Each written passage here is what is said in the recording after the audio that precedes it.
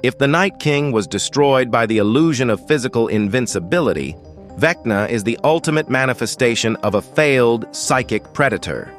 In the anatomy of a fictional conqueror, there is no asset more efficient than what Vecna possesses. He doesn't need to breach physical barricades. He attacks from another dimension, locking onto his victim's mind and crushing their body from the inside without touching a single hair. Purely logically, this is the perfect long-range strike. He is a phantom who can execute targets from an infinite distance. Yet this superior entity, who can strip away a life in seconds, failed to kill his primary targets because he ran out of time. Why did the fastest killer move so slowly when it mattered most?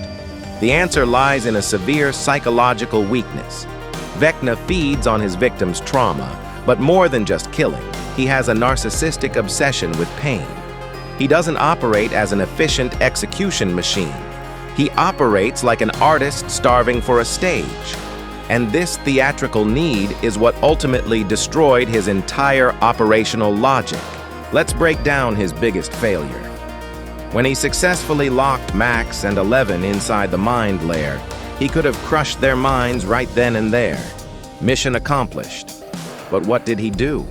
He tied his victims up. He walked slowly, gesturing with his hands like an orchestra conductor, and the most fatal mistake of all. He started a long monologue. He wasted precious minutes just to tell his backstory as Henry Creel. This pathetic need to be understood and heard gave his victims a window to fight back using a memory anchor, and worse, it gave his enemies in the real world the time they needed to set his physical body on fire. He didn't lose because he lacked power. He lost because he talked too much. In the end, Vecna is the perfect example of a predator sabotaged by his own need for validation. The need for an audience overpowered his logic as a killer.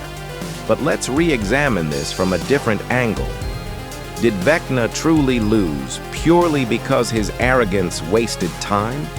Or was the happy memory anchor used by his victims an absolute counterweapon that his psychopathic logic could never predict?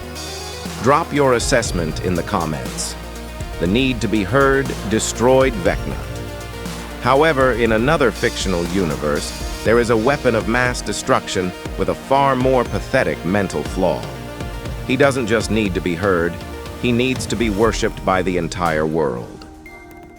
We will dissect the anatomy of Homelander's fragility in the next analysis.